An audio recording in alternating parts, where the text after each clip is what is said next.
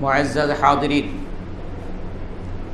মুসলিম ভাই ও বোনেরা, আল্লাহ রাব্বুল আলামিনের শানে অসংখ্য হামদ এবং সানা, যিনি এ সকল হামদ এবং সানার একমাত্র উপযুক্ত, যিনি আমাদেরকে অনুগ্রহ করে দয়া করে সালাতুল জুমা আদায়ের জন্য এই মসজিদে একত্রিত হওয়ার তৌফিক দান করেছেন।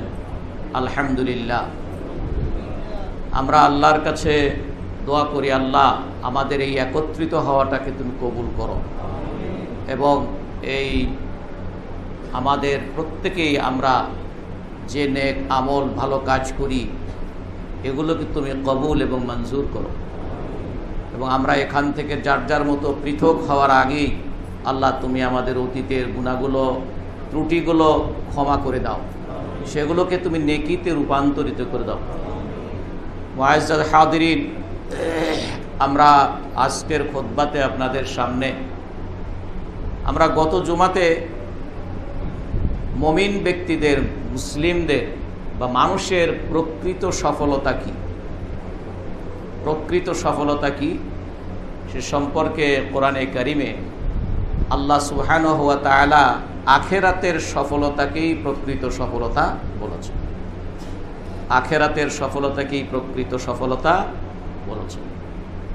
এই জন্য সূরা আল কাসাসের ৭৭ নম্বর আয়াতে আল্লাহ বলেছেন, আবতাগি ফীমা আতাকাল্লাহুদ দারাল আখিরা ওয়ালা তানসা নসীবাকা মিনাদ দুনিয়া। তোমাকে যা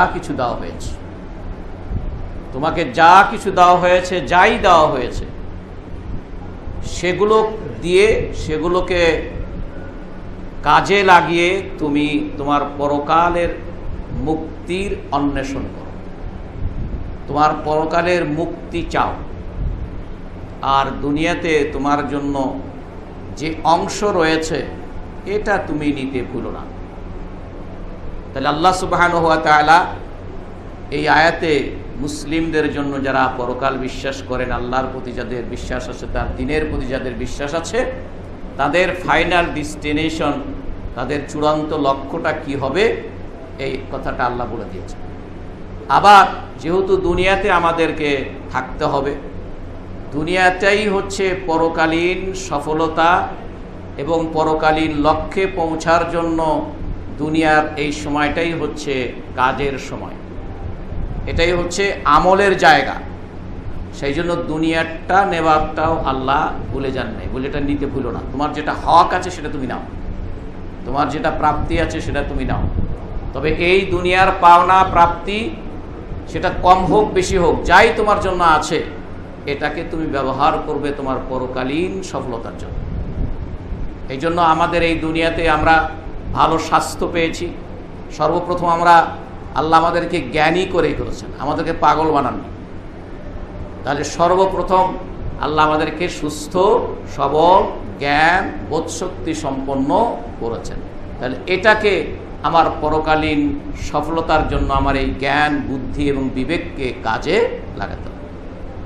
আমাকে আল্লাহ শক্তি দিয়েছেন, আমার যে বয়স, সেই বয়সের বিভিন্ন পর্যায়ে আমার বিভিন্ন ধরনের শক্তি এবং এনার্জি আছে, সেটাকে আমার পরকালীন মুক্তির জন্য, পরকালীন সফলতার জন্য আমার সেই শক্তি সামর্থ্য এবং আমার সেই এনার্জি যেটাকে বলি, এটাকে আমার সেই কাজে লাগাতে হবে। আল্লাহ আমাকে সম্পদ দিয়েছেন, সেই সম্পদ কম হোক বেশি হোক সেটাকে আল্লাহর সন্তুষ্টির জন্য, পরকালীন মুক্তির জন্য সেই সম্পদকে ব্যয় করতে হবে। আবার আমাদেরকে আল্লাহ সুবহানাহু ওয়া তাআলা সন্তানাদি দিয়েছেন, পরিবার দিয়েছেন, এগুলো আল্লাহ আমাদেরকে দিয়েছেন। এগুলোকেও সেই পরকালীন সফলতার জন্য উপায় উপকরণ হিসেবে রাখতে হবে, বানাতে হবে। আপনার সন্তান আপনার জন্য অ্যাসেট, আপনার সন্তান আপনার জন্য পুঁজি। যদি সেই সন্তানকে আপনি সেভাবে গড়ে তোলেন, সেভাবে যদি আপনি তৈরি করেন, তাকে সেভাবে যদি প্রস্তুত করেন, বোনেরাও শুনবেন, সন্তানদেরকে গড়ে তোলার পিছনে মায়ের ভূমিকাটা অনেক অনেক বেশি। কারণ বাচ্চারা, সন্তানেরা মায়ের সাথে বেশি ফ্যামিলিয়ার হয়, তাদের সাথে ঘনিষ্ঠ হয়। সুতরাং আপনারাই আপনাদের সন্তানদেরকে অ্যাসেট হিসেবে, পুঁজি হিসেবে তাদেরকে তৈরি করার দায়িত্ব পরকালীন মুক্তির স্বার্থে। কারণ আপনি এমন সন্তান রেখে যাবেন যেই সন্তান আপনার জন্য, আপনার কল্যাণের জন্য, আপনার পরকালের মুক্তির জন্য, আপনার কবরের প্রশ্নোত্তর যাতে করে আপনার জন্য সহজ হয়, এজন্য সে চোখের পানি ফেলে আপনার জন্য দোয়া করবে। আল্লাহ রসুল সাল্লাল্লাহু আলাইহি সাল্লাম বলেছেন, মানুষ যখন মারা যায় সকল আমল বন্ধ হয়ে যায়, তিনটি আমল জারি থাকে। তার একটি হচ্ছে সাদাকায়ে জারিয়া, এই যে মসজিদ নির্মাণ। আল্লাহ রসুল সাল্লাল্লাহু আলাইহি সাল্লাম বলেছেন, সহিহ বুখারী মুসলিমের হাদিস, আপনারা বহু নিজেরাই জানেন, যে ব্যক্তি একটি আল্লাহর সন্তুষ্টির জন্য তার ঘর মসজিদ নির্মাণ করে, আল্লাহ জান্নাতের মধ্যে এর বিনিময়ে তার জন্য একটি ঘর নির্মাণ করে। সুতরাং এই সাদাকায়ে জারিয়া, এইটার আমল জারি থাকবে। আর 2 নম্বর হচ্ছে সৎ সন্তান, আও ওয়ালাদিন সালেহ। আমি নিজে থেকে বলতেছি না সৎ সন্তান, আল্লাহ রাসূল নিজে বলেছেন, ওয়ালাদ মানে সন্তান, সালেহ মানে নেককার। সৎ সন্তান রেখে গেলে ইয়াদউ লাহু, তার জন্য দোয়া করে, পিতামাতার জন্য দোয়া করে। সুতরাং যেই সন্তান আপনার জন্য দোয়া করতে পারে, এই সন্তান গড়ে তোলার দায়িত্ব আপনার। যদি সন্তানকে এমনভাবে আপনি, আমি সবসময় বলি আপনাদের বলা মানে আমার নিজেকেও বলা, আমার নিজেকে সহই বলি, আমার এই কথাগুলো শুধু আপনাদের জন্য নয়, আমার নিজের জন্য। আল্লাহ যেন আমাদের সকলকে আমল করার তৌফিক দান করে। তাহলে এমন সন্তান আমরা রেখে গেলাম, যেই সন্তান আপনার জন্য দোয়া করতে, আল্লাহর কাছে হাত তুলতে সাহস পায় না, ভাড়া করে লোক নিয়ে এসে আপনার জন্য দোয়া করে, ভাড়া করে লোক নিয়ে এসে দোয়া করে। এই সন্তান যদি আমি রেখে যাই, তাহলে আমি ব্যর্থ মানুষ, আমি ব্যর্থ পিতা। কি বলেন, ঠিক কিনা? শুধু মুখ দিয়ে আল্লাহর কাছে বলবে, আল্লাহ আমার পিতা মাতাকে তুমি দয়া করো, এই কথাটা বলতে যেই সন্তান সাহস করে না, লোক ভাড়া করে নিয়ে আসে, তাহলে আমরা পরকালীন সফলতা মুক্তি কিভাবে আশা করব? এই সন্তানরা কিন্তু আল্লাহর কাছে বলবে, আল্লাহ আমার বাপ মা কিন্তু আমাদেরকে এভাবেই গড়ে তুলেছিল যে আমরা তার জন্য দোয়া করতেও পারি নাই, অন্য লোকদেরকে ডেকে নিয়ে এসে দোয়া করাইছি যাদেরকে দিয়ে। আপনার নামে আমার নামে ক্লেম করবে। এই যে আল্লাহ বলেছেন, ওই দিন তো অবস্থাটা এরকম হবে যে ভাই, পিতা, স্ত্রী, স্বামী, এরা সবাই থেকে পালায় বেড়াবে। ইয়াউমা ইয়াফিরুল মারউ মিন আখি ওয়া উম্মিহি ওয়া আবি ওয়া সাহিবাতিহি ওয়া বানি। ভাই থেকে পালাবে, স্ত্রী থেকে পালাবে, পিতা থেকে পালাবে, মা থেকে পালাবে এবং সন্তান থেকে পালাবে। সুতরাং সেই দিন, এই জন্য প্রকৃত সফলতার জন্য আল্লাহ বলছেন ওই আয়াতে যে তোমাকে যা কিছু দেওয়া হয়েছে এর মাধ্যমে তুমি পরকালের মুক্তি, পরকালের সফলতা তুমি অনুসন্ধান করো। তাহলে দুনিয়ার যে পাওনাগুলো নিতে আল্লাহ আমাদেরকে ভুলে যেতে নিষেধ করেছেন, তাহলে দুনিয়াটাও আল্লাহ আমাদেরকে দিয়েছেন। আমাদের যেটা পাওনা, আমাদের যেটা হক, দুনিয়াতে আমার যেটা হক, আমি সত্যিকারের যেটা আমি হকদার, সেটাই কেবল আমি নিব, সেটাই কেবল আমি নেব এবং সেটা পাওয়ার জন্য আমি চেষ্টা করব। এটা আল্লাহর কাছে বৈধ। সুতরাং আবার অনেকে আছেন এই দ্বিতীয় অংশটা বেশি বেশি করে বলে, তা আল্লাহই বলছে দুনিয়াটা নিতে না, দুনিয়াটা পাইতে বা নিতে ভুলে যেও না, আল্লাহই বলছে। প্রথম অংশটা মনে রাখে না, দ্বিতীয় অংশটা মনে রাখে। তো সুতরাং এই বিষয়গুলো আমাদেরকে আল্লাহ সুবহানাহু ওয়া তাআলা আমাদেরকে যা দিয়েছেন তা দিয়েই পরকালকে সুন্দর করতে হবে, পরকালের সফলতার জন্য আমাদের কাজ করতে হবে। আল্লাহ আমাদের সকলকে এই কথাগুলো বোঝার তৌফিক দান। তাহলে পরকালীন সফলতা, আখিরাতের সফলতাই হচ্ছে মুমিন জীবনের প্রকৃত লক্ষ্য। আল্লাহ সুবহানাহু ওয়া তাআলা এই জন্য তিনি মানুষদেরকে আহ্বান করেছেন। আর এই সফলতার বাস্তব পুরস্কারটা আল্লাহ কি রেখেছেন, যেটাকে জান্নাত বলছেন, জান্নাত বলেছেন, এবং এই জান্নাতের বর্ণনা দিয়েছেন। আর জাহান্নাম, তারও বর্ণনা আল্লাহ দিয়েছেন। জাহান্নাম থেকে মুক্ত হয়ে জান্নাতে প্রবেশ করাটাকে আল্লাহ বলেছেন এর সফলতা। সুতরাং সেই জান্নাতের সব কিছু বর্ণনা আল্লাহ সুবহানাহু ওয়া তাআলা কোরআনে কারিমে দিয়েছেন, রাসূলুল্লাহ সাল্লাল্লাহু আলাইহি ওয়াসাল্লাম দেখেছেন, তারপর বর্ণনাও দিয়েছেন। সেখানে কত ধরনের আরাম আয়েশের ব্যবস্থা থাকবে সব কিন্তু কোরআন হাদিসে আছে। অনেক বিষয়, স্ত্রী থেকে শুরু করে সেখানে হাট বাজার, অট্টালিকা, বাড়িঘর যা হবে এবং সেই বাড়িঘরগুলো কত দামি দামি পাথর দিয়ে বানানো হবে, এগুলো সব কিন্তু বলা আছে, কোরআনেও বলা আছে, হাদিসেও বলা আছে। এরপরেও কিন্তু আল্লাহ বলেছেন যে আমি তাদের জন্য কি গোপন করে রেখেছি এটা তারা জানে না। তাহলে এত কিছু প্রকাশ করে দেওয়ার পরে আরো গোপন আছে যেগুলো তারা জানে না। এই জন্য আল্লাহ সুবহানাহু ওয়া তাআলা সূরা আস-সাজদার 17 নম্বর আয়াতে বলেছেন, ফালা তা'লামু নাফসুম মা উখফিয়া লাহুম মিন কুররাতি আ'ইন জাযাআম বিমা কানু ইয়ামালুন। ফালা তা'লামু নাফসুন, কোনো মানুষই জানে না, মা উখফিয়া লাহুম, তাদের জন্য কি গোপন করে রাখা হয়েছে, কি হাইডেন করে রাখা হয়েছে, যা তাদের চোখ জুড়িয়ে দিবে, তাদের চোখ শীতল করে দিবে। চোখ জুড়ানো, মন ভুলানো, এরকম কি যে তাদের জন্য আমি গোপন করে রেখেছি কোনো মানুষই তা জানে না। কেন দিব? কেন দিব? একেবারে ফিরিয়ে দিব না তো। আল্লাহ বলছেন জাযাআম বিমা কানু ইয়ামালুন, তারা যে কর্ম করত, তারা যে আমল করত, তারা যে তাদের দায়িত্ব পালন করত, এই কর্মের প্রতিদান হিসেবে তারা এটা পাবে। এটা রাসূল আল্লাহ সুবহানাহু ওয়া তাআলা কোরআনে কারিমে সূরা আস-সাজদার 17 নম্বর আয়াতে আল্লাহ বলেছেন।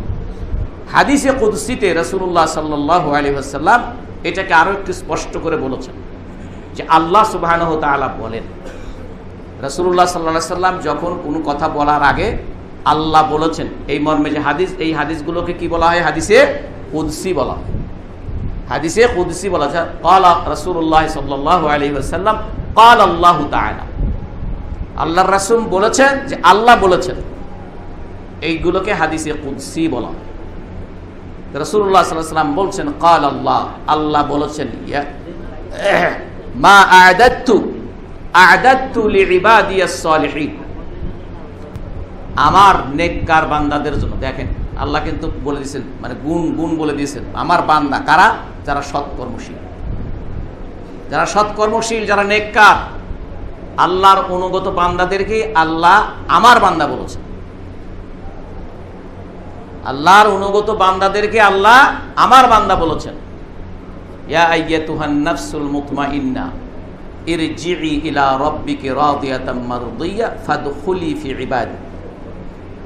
এজন্য প্রশান্ত আত্মা তৈরি করা, সুস্থ আত্মা তৈরি করা, তারপর আলোকিত হৃদয়, মন তৈরি করা, এটা হচ্ছে আল্লাহর নেককার বান্দা। আবার আমাদের মিডিয়াগুলোতে যে আলোকিত মানুষের কাছে খুঁজে বেড়ায়, এটার সাথে কিন্তু মেলে না আমাদের আলোকিত মানুষের কথা। মেলে?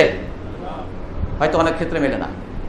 সুতরাং এই জন্য এটা হচ্ছে আসল আলোকিত মানুষ, এটা হচ্ছে আসল সাদা মনের মানুষ। যেই সাদা মন নিয়ে আল্লাহর কাছে গেলে কলবে সালিম, সুস্থ হৃদয়ের, সুস্থ মনের, যেখানে কোনো ব্যাধি নাই, ব্যারাম নাই। মুনাফিকদের অন্তরে ব্যাধি আছে, আল্লাহ বলছেন। কাফের মুশরিকদের অন্তরে ব্যাধি আছে, এই জন্য ওরা সত্যকে চেনে না।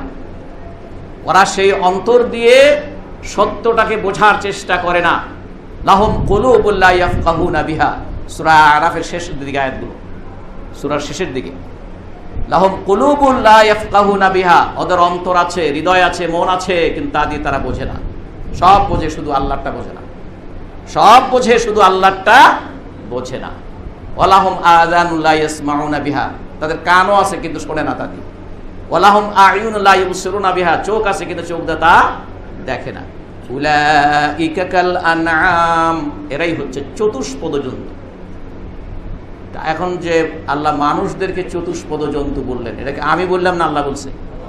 আল্লাহ বলছে বাল হুম আবাল, বরং তাদের চাইতেও নিকৃষ্ট।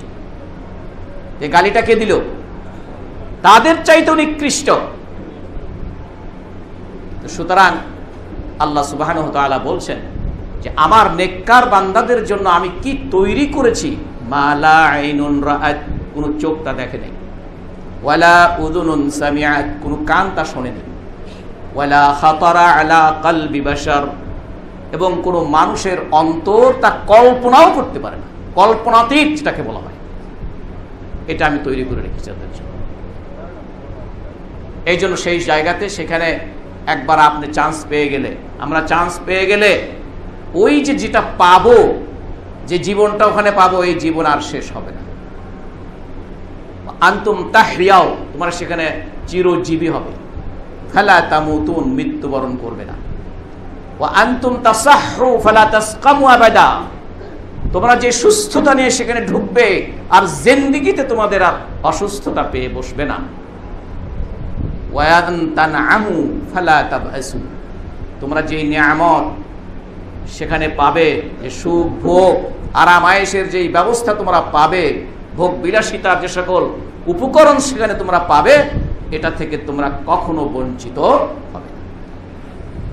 আল্লাহ সুবহানাহু, এবং ওয়া আনতাশিবু ফালা তাহরামু আবাদা, চির যৌবন পাবে, কোনোদিন বুড়া হবে না। সহিহ মুসলিমের হাদিস, আল্লাহ রাসূল সাল্লাল্লাহু আলাইহি ওয়াসাল্লাম। তাহলে এত সব বর্ণনা দেওয়ার পরও আল্লাহ বলছেন আমি কি তৈরি করে রেখেছি, এটা কল্পনাও করতে পারে না। সেই জান্নাতের দিকে মানুষদেরকে আল্লাহ, আপনার রব, আমার রব, আপনার খালেক, আপনার আমার সৃষ্টিকর্তা মহান রব্বুল আলামিন আল্লাহ সুবহানাহু ওয়া তাআলা আমাদেরকে ডাকছেন, কয় দৌড়ায় আসো আমার মাগফিরাত, তোমাদের রবের মাগফিরাতের দিকে। ওয়াসারিউ ইলা মাগফিরাতিম মির রাব্বিকুম ওয়া জান্নাতিন আরদুহাস সামাওয়াতু ওয়াল আরদ উইদ্দাত লিল মুত্তাকিন, যে তোমরা তোমার রবের মাগফিরাতের দিকে দৌড়াও, দৌড়ায় আসো। আর কিসের দিকে? ওই জান্নাত যেটা আসমান জমিনের চাইতে প্রশস্ত।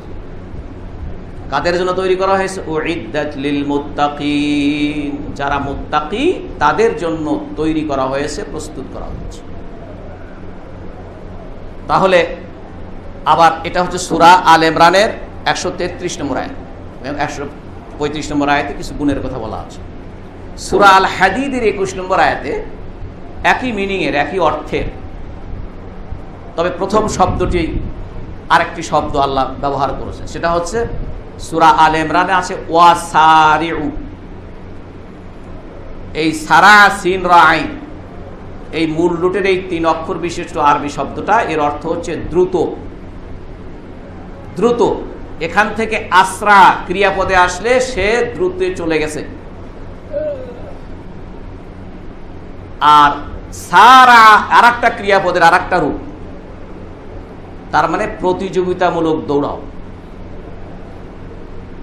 প্রতিযোগিতামূলক দৌড়াও। এই জন্য তারই আদেশ সূচক শব্দ হচ্ছে ইম্পারেটিভ, শব্দটা হচ্ছে ওয়াসারিউ, তোমরা প্রতিযোগিতা করে দৌড়াও। কারণ প্রতিযোগিতা করে দৌড়ালে কিন্তু দৌড়ের গতিও বাড়বে, তাহলে দৌড়ের গতি কি বাড়বে, ওকে পিছিয়ে ফেলতে হবে, ওকে পিছিয়ে ফেলতে হবে। তাহলে ভালো কাজে প্রতিযোগিতা করার জন্য আল্লাহ নির্দেশ দিচ্ছেন, ভালোটা পাওয়ার জন্য প্রতিযোগিতা করতে আল্লাহ নির্দেশ দিয়েছেন। সূরা আল মুতাফফিফিনে আল্লাহ যখন জান্নাতের কিছু বর্ণনা দিলেন, সেখানে এমন সুগন্ধি, এমন আতর, এমন খুশবু সেখানে থাকবে, খিতামুহু মিস্ক, এর চূড়ান্তটি হচ্ছে অত্যন্ত উন্নত মানের পারফিউম, যেটাকে মিস্ক বলছে আল্লাহ। এরপর আল্লাহ ওয়াফি যালিকা ফালইয়াতানাফাসিল মুতানাফিসুন, এই যে এত বড় পুরস্কার পাওয়ার জন্য যারা প্রতিযোগী তারা যেন অবশ্যই প্রতিযোগিতা করে, তারা যেন অবশ্যই প্রতিযোগিতা করে। তাহলে সূরা আল ইমরানের 133 নম্বর আয়াতে ওয়াসারিউ শব্দ আল্লাহ ব্যবহার করলেন, আর সূরা আল হাদীদের 21 নম্বর আয়াতে আল্লাহ বলছেন সাবিকু, সাবিকু, মানে তোমরা, এখানে তোমরা পরস্পর প্রতিযোগিতা করো, তোমরা পরস্পর প্রতিযোগিতা করো। কিসের দিকে? ইলা মাগফিরাতিম মির রাব্বিকুম, তোমাদের রবের মাগফিরাতের দিকে। এরপর ওয়া জান্নাতিন আরদুহা, এই দুটো আয়াতে আল্লাহ প্রথমে কার দিকে দৌড়াতে বলছে? আল্লাহর মাগফিরাতের দিকে, আল্লাহর মাগফিরাতের দিকে, এরপরে জান্নাতের দিকে। এটা কিন্তু কারণটা কি? কারণ হচ্ছে রাসূলের হাদিস আছে, কেউ তার আমল দিয়ে জান্নাতে যেতে পারবে না, আল্লাহর কাছে মাগফিরাত লাগবে। দেখছেন আল্লাহ রাসূলের তথ্য আর আল্লাহর তথ্যের মধ্যে বৈপরীত্য আছে। এই আয়াতে আল্লাহ বলছেন তোমার মাগফিরাত, তোমার রবের মাগফিরাতের দিকে দৌড়াও, এরপরে জান্নাত। রাসূল বলে দিলেন যে কারো আমল কাউকে জান্নাতে নেবে না। সাহাবারা জিজ্ঞাসা করলেন, ইয়া রাসূলুল্লাহ আপনিও না? রাসূল বললেন যে আমিও না, তবে আল্লাহ আমাকে তার রহমত দ্বারা আচ্ছাদিত করে ফেলেছেন। قال ولا انا, না আমিও না। ওয়ালাকিন তাগাম্মাদানি আল্লাহু বিরহমাতিহি, কিন্তু আল্লাহ আমাকে তার রহমত দিয়ে ঢেকে ফেলেছেন। অন্যান্য আমার কি ত্রুটি বিচ্যুতি কি আছে এগুলো আমাকে মাফ করে দিয়েছিলাম। এই জন্য আল্লাহর রাসূলকে তো আল্লাহ আগে পরে সবগুলো মাফ করে দিয়েছিলেন। কারণ এই জন্য আল্লাহর মাগফিরাতের প্রয়োজন। সেই মাগফিরাতের উপযুক্ত হওয়ার জন্য, সেই মাগফিরাতের উপযুক্ত হওয়ার জন্যই তো আমাদেরকে চেষ্টা করতে দৌড়াইতে হবে সেদিকে, যাতে করে আল্লাহ আমাদেরকে ক্ষমা করেন, মাফ করেন। সুতরাং সেখানে আল্লাহ তার ডাকতেছে, তার জান্নাত পাওয়ার জন্য, তার মাগফিরাত পাওয়ার জন্য আল্লাহ ডাকতেছে। সূরা ইউনূসের একটি আয়াতে এটা হচ্ছে 25 নম্বর আয়াত, আল্লাহ বলেছেন ওয়াল্লাহু ইয়াদউ ইলা দারিস সালাম। আল্লাহ ডাকতেছেন তোমাদেরকে কিসের দিকে? ইলা দারিস সালাম। দার মানে উদাহরণ সেদিনও বলেছি, দার মানে বাড়ি। দার মানে কি? দাল আলিফ রা, দার মানে বাড়ি। আর সালাম মানে কি? সবাই তো জানেন সালাম মানে কি? শান্তি। তাহলে শান্তির আবাস, শান্তির বাড়িঘর, শান্তির বাসভবন, শান্তির নিট, যা যে ভাষায় বলেন না কেন, এর দিকে কে ডাকতেছেন? আল্লাহ। তাহলে আল্লাহ যেই শান্তির বাড়ি, যে শান্তির নিট, যে শান্তির আবাস তৈরি করেছেন, তার দিকে আল্লাহ ডাকতেছেন, তার দিকে আল্লাহ ডাকতেছেন। সুতরাং মানুষের, মুমিনদের, মুসলিমদের প্রকৃত সফলতা হচ্ছে নিজেকে জাহান্নাম থেকে মুক্ত করে জান্নাতে প্রবেশ করানোর ব্যবস্থা করা, সেই চেষ্টার উপরে থাকা। এই জন্য আল্লাহ সুবহানাহু ওয়া তাআলা আরো বিভিন্ন আয়াতের মধ্যে আল্লাহ তার একদল বান্দাদেরকে, যারা আল্লাহর পথে চলেন, যারা নেককার, তাদেরকে জান্নাতের দলে দলে নেবেন। ওয়াসিকা মানে বলা যায় যে খেদায় নেবেন কথাটা, তাদেরকে দলে দলে নেবেন। এই জন্য আল্লাহ সুবহানাহু ওয়া তাআলা এই জান্নাতি হওয়া আর জাহান্নামী হওয়া, এরা যে ফলাফলের দিক থেকে এক নয়, সেটাও আল্লাহ বলেছেন। সূরা আল হাশরের 20 নম্বর আয়াতে লা ইয়াস্তাউই আসহাবুন নারি ওয়া আসহাবুল জান্নাহ, জাহান্নামবাসী আর জান্নাতবাসীরা কখনো এক নয়, সমান নয়। আসহাবুল জান্নাতি হুমুল ফাইজুন, যারা জান্নাতবাসী তারাই সফল, যারা জান্নাতবাসী তারাই সফল। এছাড়া যারা পরকালে ক্ষতিগ্রস্ত হবে, পরকালে যারা শাস্তির মধ্যে পড়বে, শাস্তির উপযুক্ত বলে বিবেচিত হবে, তারা হচ্ছে প্রকৃত ক্ষতিগ্রস্ত, তারা প্রকৃত ধ্বংস, তারা এবং প্রকৃত ব্যর্থ হচ্ছেন তারা। আল্লাহ সুবহানাহু ওয়া তাআলা সূরা আজ-জুমারের 15 নম্বর আয়াতে আল্লাহ বলছেন, রাসূলকে বলছেন, কুল ইন্নাল খাসিরিনা আল্লাযীনা খাসিরু আনফুসাহুম ওয়া আহলিহিম قل إن الخاسرين الذين خسروا أنفسهم وأهليهم يوم القيامة। আসল আপনি বলে দিন নিঃসন্দেহে আসল ক্ষতিগ্রস্ত লোক তো তারাই যারা কিয়ামতের দিনে নিজেদেরকে এবং পরিবারকে ডুবাইছে, যারা নিজেদেরকে এবং পরিবারকে যারা ডুবাইছে, এদেরকে যারা ক্ষতিগ্রস্ত করেছে, এরাই হচ্ছে প্রকৃত ক্ষতিগ্রস্ত। এরপর আলা যালিকা হুয়াল খুসরানুল মুবিন, আল্লাহ কনক্লুড করে, সাবধান, এই যে যারা নিজেদেরকে ডুবাইছে, পরিবারকে ডুবাইছে কিয়ামতের দিন, ওখানে যারা ক্ষতিগ্রস্ত হয়েছে, এটাই হচ্ছে প্রকাশ্য স্পষ্ট, এটাই হচ্ছে প্রকৃত ক্ষতি। তাহলে দুনিয়ার ক্ষতি কোনো প্রকৃত ক্ষতি নয়, আসল ক্ষতি পরকালীন ক্ষতি। এই জন্য আল্লাহ সুবহানাহু ওয়া তাআলা সূরা আল আসরের মধ্যে আরেকটা মেসেজ দিয়েছেন, এটা কম্প্রিহেনসিভ বক্তব্য আল্লাহ ওখানে তুলে ধরেছেন। যে নিঃসন্দেহে, কোনো সন্দেহ নাই, সমস্ত মানুষ ক্ষতির মধ্যে ডুবে আছে, ক্ষতির মধ্যে তারা নিমজ্জিত, অবশ্যই অবশ্যই নিমজ্জিত। বহু তাকিদ শব্দ ব্যবহার করছেন আল্লাহ এখানে, যে সকল অক্ষর দ্বারা তাকিদ বুঝায় দুইটা ব্যবহার করেছেন বা তিনটা ব্যবহার করেছেন। এরপরে তবে 4টি গুণ যারা অর্জন করতে পারে তারা এই ক্ষতির হাত থেকে বাঁচবে। যে তার 1 নাম্বারটা হচ্ছে ইল্লাল্লাযীনা আমানু ওয়া আমিলুস সালিহাত। তাহলে আমরা দেখতে পাচ্ছি প্রকৃত সফলতা এবং প্রকৃত ক্ষতি হচ্ছে পরকালীন সফলতা আর পরকালীন ক্ষতি। সেই সফলতার জন্য আমাদেরকে এই দুনিয়ার এই সময়টা আমরা গত সপ্তাহে আপনার দুনিয়ার দারুল আমল এগুলো আমরা বলেছি, মৃত্যু কেন সৃষ্টি করা হয়েছে সেটা আপনাদেরকে গত সপ্তাহে বলেছি।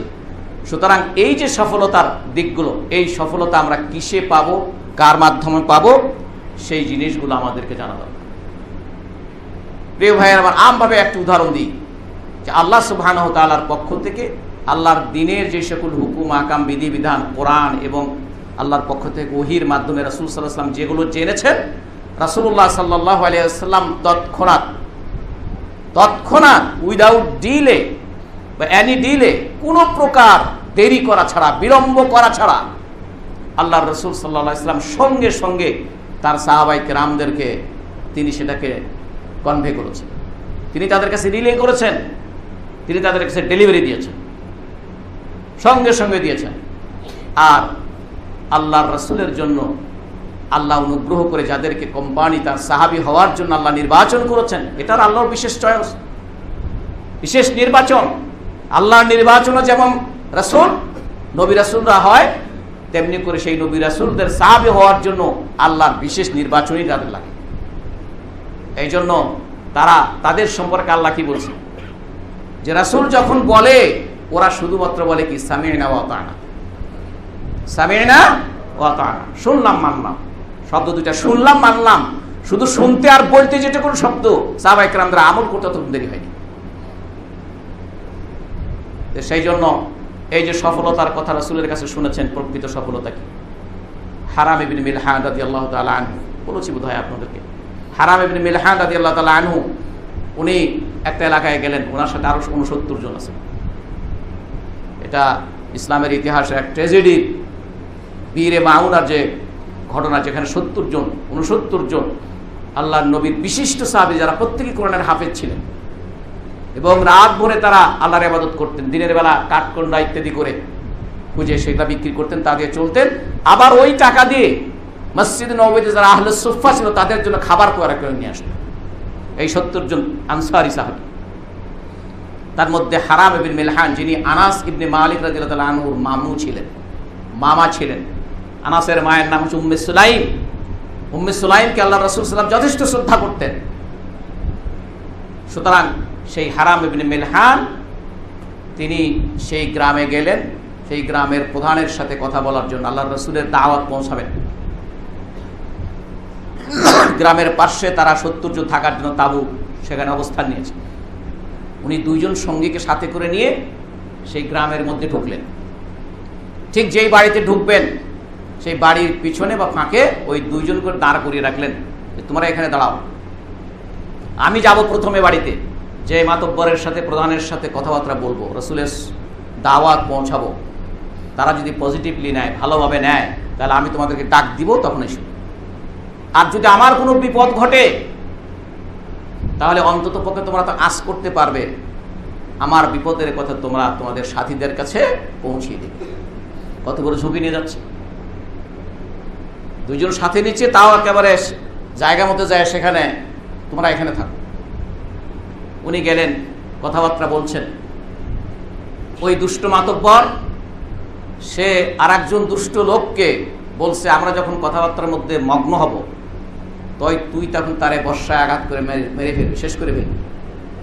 ওই যে বলছি না, আল্লাহ সুবহানাহু ওয়া তাআলা এই যে ক্ষতিগ্রস্ত লোকরা, তারা তো বুঝতে পারবে কিয়ামতের দিন আমরা তো শেষ, আমরা তো আজকে ক্ষতিগ্রস্ত। তখন তারা দুনিয়ার সবকিছু তারা মনে করবে। ইয়াউমা ইয়া'আদ্দু যালিমু আলা ইয়াদাইহি, যেদিন জালিমরা যারা গুনাহগার, যারা আল্লাহর অবাধ্য, মানুষের হক নষ্ট করে, মানুষের উপর অত্যাচার করে, এরা সবাই জালিম। যারা গুনার কাজ করে, মনে করুন গুনার কাজ করে, হয়তো ধরেন কোনো মানুষের প্রতি অন্যায় করে না, কিন্তু আল্লাহর নাফরমানি করে, তারাও জালিম। যারা আল্লাহর নাফরমানি সাথে সাথে মানুষের উপর নির্যাতন, জুলুম, অত্যাচার করে, তারাও কি জালিম। সুতরাং আল্লাহ বলছে তাদেরকে জালিম, তারাই জালিমদের মধ্যে জালিম। কিন্তু কাফেররাও জালিম, আবার মুসলিমদের মধ্যে ঈমান থাক সত্ত্বেও বিভিন্ন তাদের আমলের কারণে তারা জালিম হতে পারে।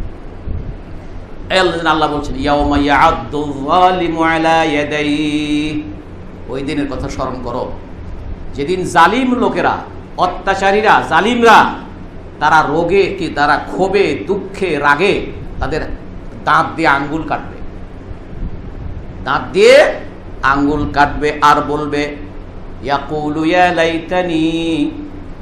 লাইতানি ইত্তাখাযতু মা'আর রাসূলি সাবিলা, দুনিয়ার জীবনে যদি রাসূলের পথ ধরে চলতাম, রাসূলের পথকেই যদি আমাদের পথ বানাতাম, আফসোস করে বলবে।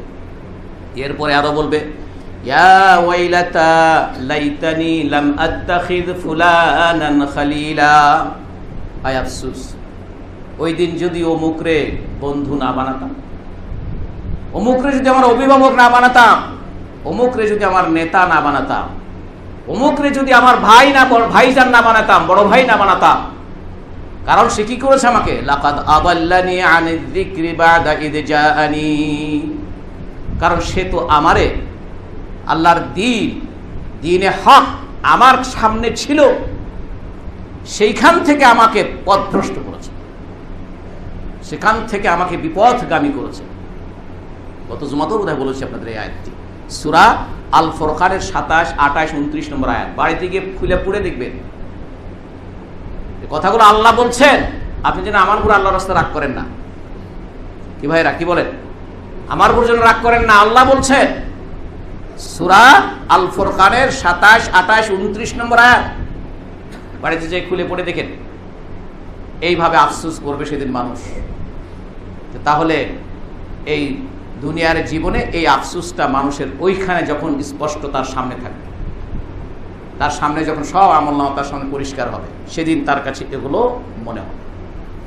সুতরাং এখন এই সাহাবী, আর ওই যে তার নেতা বলছে, মাতব্বর সাহেব বলছে, প্রধান সাহেব বলছে যে আমি তো তার সাথে কথা বলতে থাকবো, আমি তো আর কিছু করতে পারবো না, আমাকে তো ভদ্র বেশ দেখাইতে হবে। কি বলেন, ঠিক না? তাই তো করে।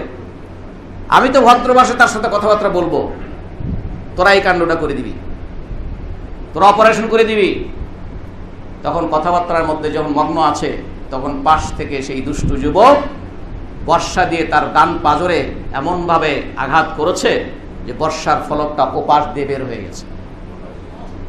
উনি রক্তাক্ত হয়ে গেছেন। বুখারী মুসলিমের হাদিসে বীরে মাউনার ঘটনা আপনারা যে কোনো সিরাত গ্রন্থে দেখতে পারেন।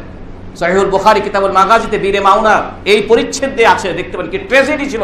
রাসূল সাল্লাল্লাহু আলাইহি সাল্লাম সাহাবাদের শহীদ হওয়ার কারণে কয়েকটা জায়গায় কাঁদিয়েছেন, তার মানে মুতার প্রান্তরে ওই ঘটনার বর্ণনা দিতে গিয়ে 3 জন সাহাবী যখন শহীদ হয়ে গেলেন, সেই বর্ণনা রাসূল সাল্লাল্লাহু আলাইহি সাল্লাম মসজিদে নববীতে এই মেম্বারের উপর দাঁড়িয়ে লাইভ তাদেরকে বলে দিচ্ছেন, এখন অমুক শহীদ হয়ে গেল, অমুকের ঝান্ডা ধরলো, এখন অমুক শহীদ হয়ে গেল, তারপর অমুকের ঝান্ডা ধরলো, এখন অমুক শহীদ হয়ে গেল, তারপর ঝান্ডা ধরলো।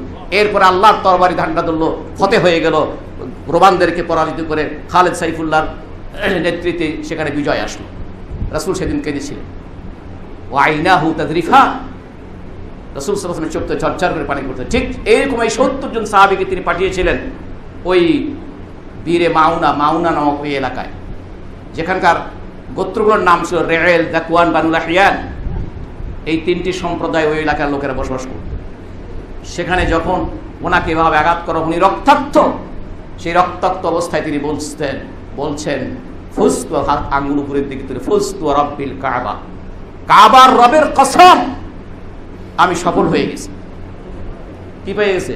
দেশ পাইছে, প্রধানমন্ত্রী হয়েছে, নাকি কোটি কোটি টাকা পাইছে, না সম্পদ পেয়েছে? আল্লাহর দ্বীনের পথে, আল্লাহর দ্বীনের কথা, দ্বীনের দাওয়াত দিতে দিতে সে তার জীবনটা দিয়ে দিয়েছে। সে বলছে ফুস্তু রাব্বিল কাবা, আল্লাহ কাবার রবের কসম। এই জন্য খেয়াল করেন, সাহাবীরা ভুল করে না, তাদের আকীদায় ভুল হয় না। বাইতুল্লাহর কসম বলে নাই, কিন্তু কাবার কসম বলে নাই। কার কসম বলছেন? কাবার মালিকের কসম। এই জন্য ইসলামের, হাদিসের, কোরআনের প্রত্যেকটার মধ্যে বিবেক খালি শুধু প্রকাশ্যে কথাটা না, এর সাথে আরো মেসেজ থাকে, এর সাথে আরো মেসেজ থাকে। আমরা তো গাছের কসম করি, মাটির কসম করি, চেয়ারম্যানের কসম করি, তমুকের কসম করি, মুসলমান হয়। যেখানে বাইতুল্লাহ মানে কাবার কসম করা জায়েজ নাই, কাবার মালিকের নামে কসম করতে হবে, কাবার মালিকের নামে কসম করতে হবে। এমনকি কোরআনের কসম করাও জায়েজ নাই। তবে কোরআন আল্লাহর কালাম মানে আল্লাহ, সেই হিসেবে কেউ কেউ বলছেন যে আল্লাহর কালাম আর আল্লাহ যেহেতু সিফাত আর জাতের মধ্যে কোনো পার্থক্য নাই, সেই জন্য এটা একটা সিফাতি হিসেবে আল্লাহর আল্লাহ কথা বলাটা একটা সিফাতি কাজ। এই জন্য কেউ বলছেন আল্লাহর কালাম মানে এই কোরআনের মালিকের কসম, এই কোরআনের যে কথাগুলো যার তার কসম, তার মানে কি আল্লাহর কসম। এই জন্য পরিষ্কার আকীদা পরিষ্কার রাখতে হয়, ঈমানকে নির্ভেজাল রাখতে হয়। এটাই আল্লাহ বলছেন সূরায়ে আল আনআমে। আমি সবসময় এই আয়াতগুলো আপনাদের সামনে বারবার বলি যাতে করে বসে যায়। আল্লাহ বলছেন আল্লাযীনা আমানু ওয়া লাম ইয়ালবিসু ঈমানাহুম, যারা ঈমান এনেছে এবং ঈমানের সাথে শিরক মিশায় নাই, উলাইকা লাহুমুল আমন, তাদের জন্য কেবল নিরাপত্তা। তাহলে উল্টা অর্থ কি হলো? যারা ঈমান আনছে শিরক মিশাইছে তাদের জন্য নিরাপত্তা নাই, তাদের জন্য জান্নাত নাই, মুক্তি নাই। সুতরাং এভাবে তিনি কসম করছেন। আল্লাহর নবীর সাহাবীরা আল্লাহ রাসূলের কাছ থেকে শুনেছেন, যেই মাপের যেটাই হোক না কেন সব তারা আমল করেছেন, সব আমল করেছেন। সেটা ভালো হোক, মন্দ হোক, কষ্ট হোক, নিজের জীবন দিয়ে হোক, নিজের সম্পদ দিয়ে হোক, সন্তানদের চাইতে অগ্রাধিকার দিয়ে হোক, সব কিছুর ঊর্ধ্বে তারা। এই জন্য সাহাবায়ে কেরাম হচ্ছে এই উম্মাতের জন্য আল্লাহ এবং তার রাসূলের অনুকরণ কিরকম করে করতে হয় তার মডেল হচ্ছে সাহাবায়ে কেরাম। তার মডেল কারা? সাহাবায়ে কেরামগণ। কোন ইমাম সাহেব নয়, কোন ইমাম সাহেবের কথা বলেননি আল্লাহ রাসূল। রাসূল বলছেন ৭৩ ফেরকা হবে আমার উম্মতের মধ্যে, সবাই জাহান্নামী হবে, একটা মাত্র ফেরকা, একটা মাত্র ফেতরা, তারা কি ফেরকা, একটা মাত্র দল, তারাই শুধু মুক্তিপ্রাপ্ত দল। সাহাবায়ে কেরাম জিজ্ঞেস করলেন কারা, কোনটি? সেটা বলে আমি আর আমার সাহাবারা যার উপর আছে, আমি এবং আমার সাহাবীরা যে আদর্শের উপর আছে। এই জন্য মুসলমান ভাই এবং বোনেরা বিনীতভাবে অনুরোধ করছি, জীবনের ইসলামের প্রতিটি বিষয় আল্লাহর রাসূল কি বলেছেন, সাহাবায়ে কেরামরা কি করেছেন, এখান থেকে ইসলাম শুনুন, এখান থেকে ইসলাম জানেন। এরপরে যদি সেখানে সমাধান না পায় তারপর অন্যদিকে যাই। সুতরাং তাহলে আল্লাহর রাসূল সাল্লাল্লাহু আলাইহি ওয়াসাল্লামের সাহাবীগণ তারা প্রকৃত সফলতা কি সেগুলো তারা রাসূলের কাছ থেকে জেনেছেন, সেজন্য তারা জীবনকে তৈরি করেছেন। এই ধরনের অসংখ্য অনেক উপায় উপকরণের কথা আল্লাহ সুবহানাহু ওয়া তাআলা কোরআনে কারীমের মধ্যে বলেছেন, যেগুলো প্রকৃত সফলতা অর্জন করার উপায়। সব মিলে একটি প্যাকেজ, সব মিলে কি একটি প্যাকেজ। এর মূলটা হচ্ছে কি, যেটা আমরা সবসময় খুতবার শুরুতে আমরা পড়ি, আমরা এই আয়াতটা সবসময় পড়ি না, শুরুতেই যখন আমরা খুতবার শুরুতে যখন আমরা পড়ি, ওই একটা আয়াত সবসময়ের জন্য পড়ি। কি বলে সবসময় পড়ি না? আপনারা মুখস্থ খেয়াল করে সেটা মুখস্থ করে ফেলবেন। একটা হচ্ছে সূরা আলে ইমরান, ইয়া আইয়ুহাল্লাযীনা আমানুত্তাকুল্লাহা হাক্কা তুকাতিহি ওয়া লা তামুতুন্না ইল্লা ওয়া আনতুম মুসলিমুন। এটা রাসূল সাল্লাল্লাহু আলাইহি ওয়াসাল্লাম প্রতিটি খুতবার সময় 3টে আয়াত 4টে আয়াত বলতেন। 2 নম্বর সূরা নিসার প্রথম আয়াত, ইয়া আইয়ুহান নাসুত্তাকু রাব্বাকুমুল্লাযী খালাকাকুম মিন নাফসিন ওয়াহিদা ওয়া খালাকা মিনহা যাওজাহা ওয়া বাসসা মিনহুমা রিজালান কাসীরান ওয়া নিসাআ ওয়াত্তাকুল্লাহাল্লাযী তাসাআলুনা বিহি ওয়াল আরহাম ইন্নাল্লাহা কানা আলাইকুম রাকীবা।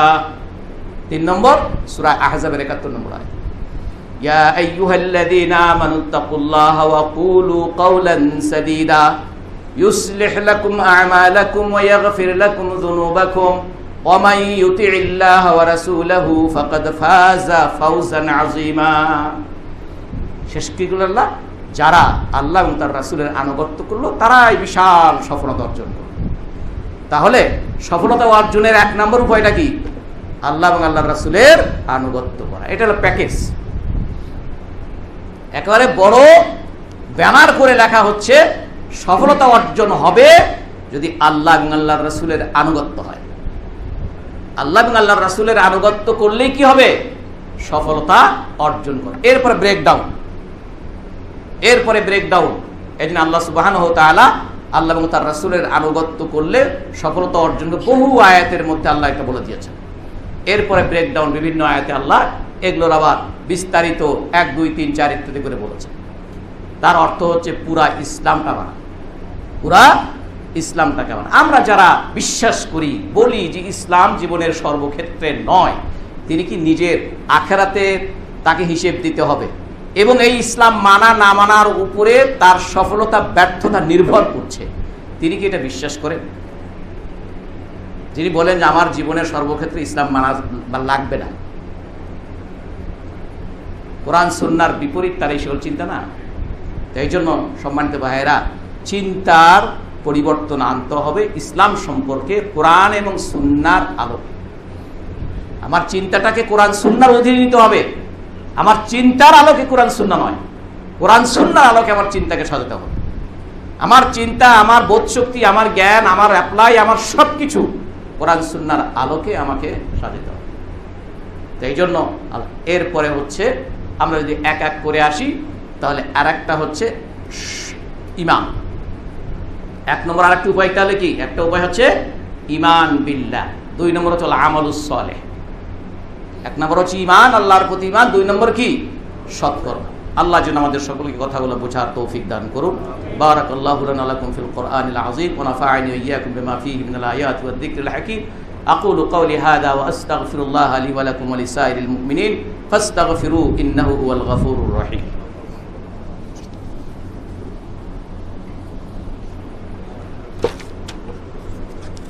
আলহামদুলিল্লাহি ওয়াহদা والصلاة والسلام على من لا نبي بعده أما بعد فإن أحسن الكتاب كتاب الله أحسن الحديث كتاب الله وأحسن الهدي هدي محمد صلى الله عليه وسلم وشر الأمور محدثاتها وكل محدثة بدعة وكل بدعة ضلالة وكل ضلالة في النار أو كما قال عليه الصلاة والسلام.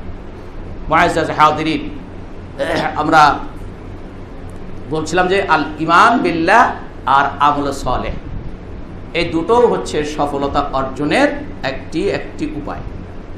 যেমন আল্লাহ বলছেন ওয়াদাল্লাহুল মুমিনিনা ওয়াল মুমিনাত, আল্লাহ মুমিন পুরুষদের এবং নারীদের কাছে ওয়াদা করছে।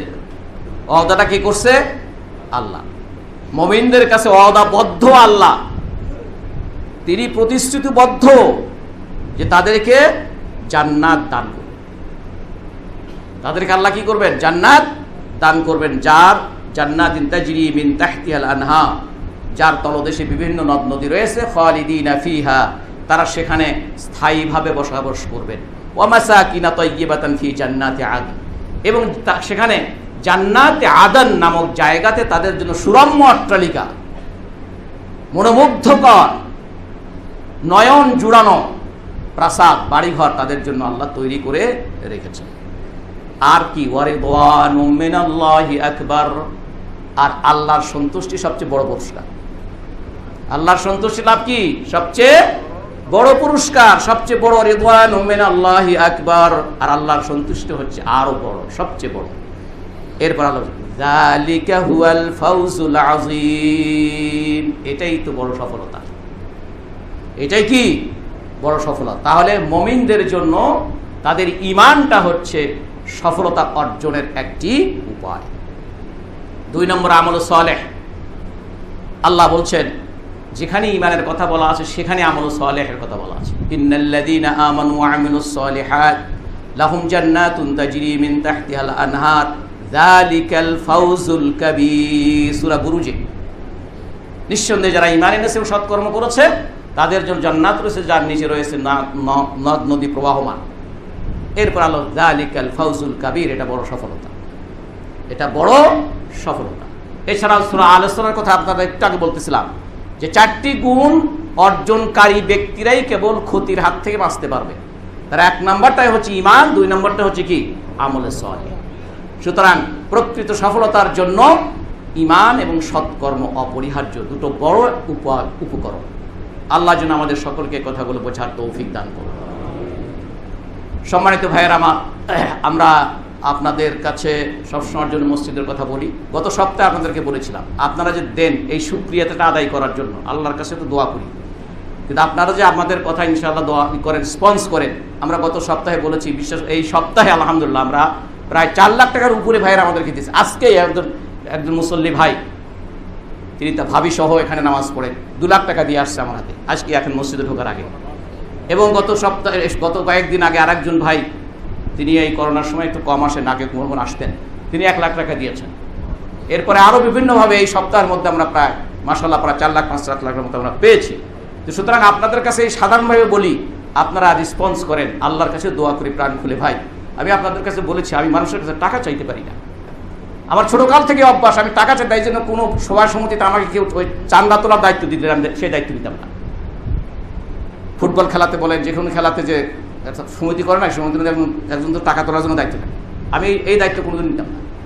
তা আমাদের এই ভাঙ্গা করে বলাতে আপনারা দিচ্ছেন, মসজিদ হচ্ছে, আল্লাহ যেন সকলের দানকে কবুল করেন, সকলের দানকে আল্লাহ যেন কবুল করেন, এবং আমাদের সকল ধরনের বিপদ থেকে আল্লাহ আমাদেরকে হেফাজত করেন, দুনিয়ার এবং আখিরাতের সকল ধরনের। আল্লাহ আমাদের পিতামাতা আত্মীয় যারা কবরবাসী, আল্লাহ তাদের কবর আযাব মাফ করে দেন।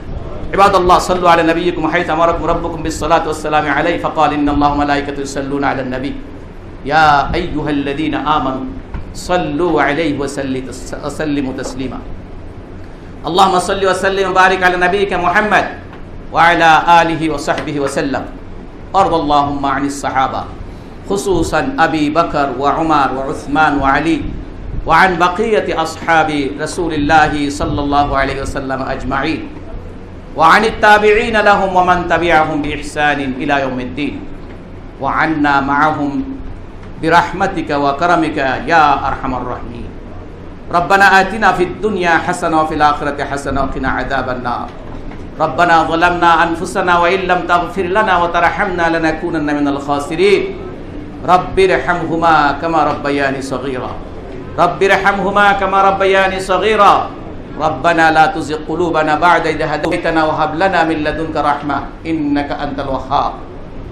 ربنا آتنا ما وعدتنا على رسلك ولا تخزنا يوم القيامة إنك لا تخلف الميعاد. ربنا إنك من تدخل النار فقد أخزيته وما للظالمين من أنصار. الله, তুমি যাদেরকে জাহান্নাম দিয়েছো তাদেরকে তুমি ধ্বংস করে দিয়েছো, তাদেরকে তুমি অপমানিত করেছো। আল্লাহ, এখান থেকে আমাদেরকে বাঁচাও ইয়া রাব্বাল আলামিন। সম্মানিত ভাইরা, যে সকল ভাইরা অসুস্থতা আছে, আল্লাহ যেন তাদেরকে সুস্থ করেন। যারা অসুবিধার মধ্যে আসে, তারা যেন অসুবিধা থেকে মুক্ত হতে পারে। যাদের যে অভাব দুঃখ কষ্ট আছে, আল্লাহ যেন সেগুলো লাঘব করে দেন। ইবাদাল্লাহ, সাল্লু আলা নবী। ইবাদাল্লাহ, ইন্নাল্লাহা ইয়া'মুরু বিল আদলি ওয়াল ইহসানি ওয়া ইতা'i যিল কুরবা ওয়া ইয়ানহা আনিল ফাহশাই ওয়াল মুনকারি ওয়াল বাগই ইয়া'iদুকুম লা'আল্লাকুম তাযাক্কারুন। ফাযকুরুল্লাহ ইয়াযকুরকুম ওয়া লাযিকরুল্লাহি আকবার। আল্লাহু ইয়া'লামু মা তাসনা'উন।